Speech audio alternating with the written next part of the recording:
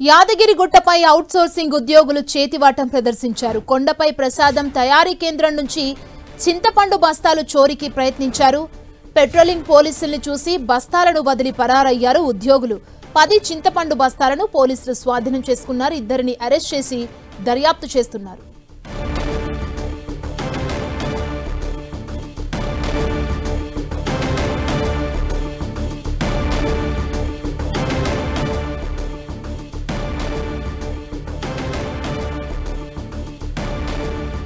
ఇదే అంశానికి సంబంధించి మరింత సమాచారం మా ప్రతినిధి చంద్రశేఖర్ మనకు అందిస్తారు. చంద్రశేఖర్, అధికారులు ఏం చెబుతున్నారు?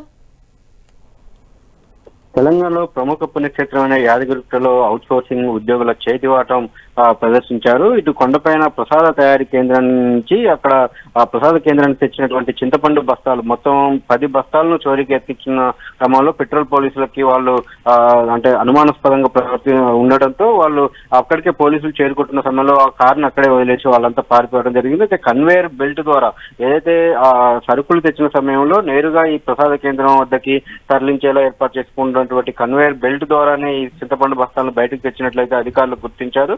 అయితే దీనికి సంబంధించి అంటే ఇప్పటికీ అవుట్సోర్సింగ్ ఉద్యోగులను పోలీసులు అదుపులోకి తీసుకున్నారు. అయితే అవుట్సోర్సింగ్ ఉద్యోగుల పైన మొదటి నుంచి కూడా చాలా తీవ్రమైన ఆరోపణలు వ్యక్తమవుతున్నాయి. అదేవిధంగా ఈ రోజు రెడ్ హ్యాండెడ్ గా 10 చింతపండు బస్తాలతో దొరకడంతో అంటే ఉన్నతాధికారులు కొంతమంది సిబ్బంది అంటే రెగ్యులర్ సిబ్బంది కావచ్చు, అదేవిధంగా కొంతమంది అధికారుల హస్తం లేకుండా ఒక కన్వేయర్ బెల్ట్ వాడుకొని వాళ్ళు నేరుగా కారులోకి లోడ్ చేసుకొని ఎక్కించుకొని పోవడం ఇలా అంటే ఖచ్చితంగా దీంట్లో కొంతమంది ఉన్నతాధికారుల హస్తం కూడా ఉందన్న అనుమానాలు అయితే వ్యక్తమవుతున్నాయి. దీనిపైన సమగ్ర దర్యాప్తు చేయాలని చెప్పి ఆలయ పూజారులు అదేవిధంగా భక్తులు అయితే కోరుతా ఉన్నారు. కేవలం ఇటు చింతపండునే కాకుండా ఇతర అంశాలలో కూడా అవుట్సోర్సింగ్ ఉద్యోగులు కావచ్చు కొంతమంది సిబ్బంది చేతివాటం ప్రదర్శిస్తున్నారనే ఆరోపణలు అయితే గతం నుంచి కూడా ఉన్నాయి. కాబట్టి దీనిపైన ఖచ్చితంగా సమగ్ర దర్యాప్తు చేయాలని అయితే కోరుతున్న పరిస్థితి కనిపిస్తా ఉంది.